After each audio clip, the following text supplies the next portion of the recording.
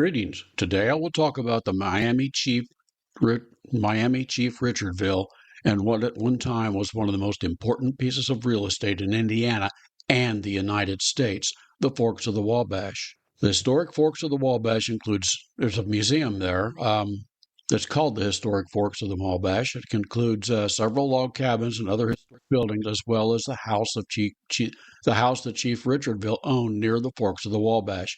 Visitors can walk a trail that leads to the Little Rivers Junction with the Wabash River, which served as the end of the Wabash River portage.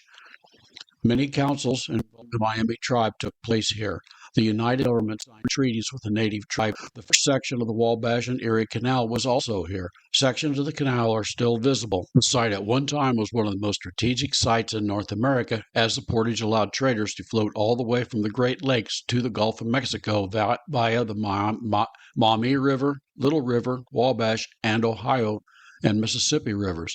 The historic structures include the Nook Cabin, the Pioneer School, and the home of Chief Richardville. Chief Richardville controlled access to the portage, enabling him to charge a toll on travelers using it. The proceeds from the toll made the chief the richest man in Indiana at one point. A museum on the site includes many artifacts, documents, and exhibits. The museum does not maintain regular hours. However, visitors may arrange a tour in advance. It is a popular field trip for many area schools. The museum is located at the historic Forks of the Wabash, P.O. Box 261, 3011 West Park Drive, Huntington, Indiana 46750. The phone is 260-356-1903. On the web, it would be www.forksofthewabash.org. During the late 17th century, the Miami tribe controlled the most valuable pieces of real estate in the Ohio River Valley. The area between the St. Mary's River and the Wabash River proved the shortest portage point between the two great waterways, the Great Lakes and the Mississippi River. The portage, or carrying place in French, allowed travelers moving by water access to the Mississippi River from the St. Lawrence River and beyond.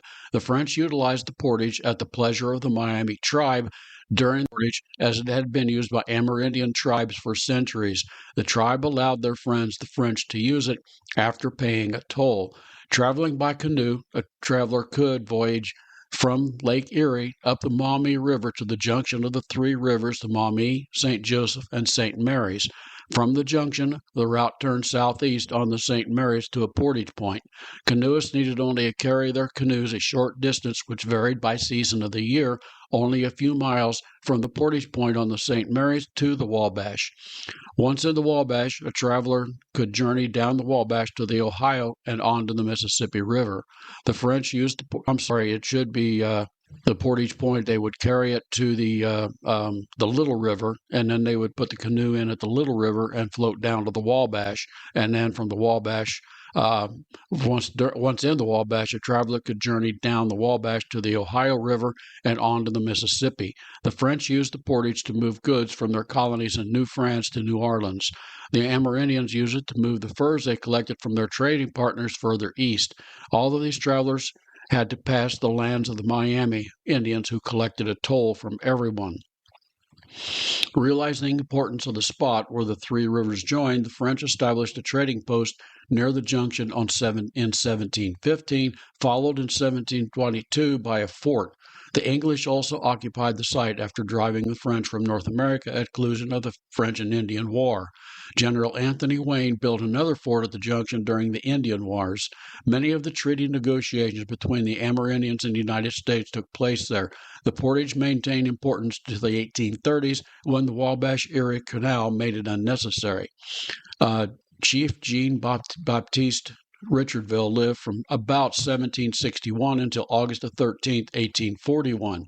The son of French fur trader Joseph Duquet de Richardville and a Miami woman, Tacoma, Chief Richardville was a native of the Miami tribe. It was a native of the Miami village of Cakionga. Cakionga was on the site of present-day Fort Wayne. His mother was the sister of Miami Chief Picayune. His mother and sister were chiefs in the Miami tribe, a tribe that used the matrilineal system to trace family lines. A matrilineal system is a female-based system. Chief Richardville gained his tribal status from his mother. His name, Pensawia, means wildcat in the Miami language. He received a good education, learning to speak 4 languages: English, Miami, Iroquois, and French. He was a signer of both the 1818 Treaty of the Miami and the 1826 Treaty of the Mississinewa.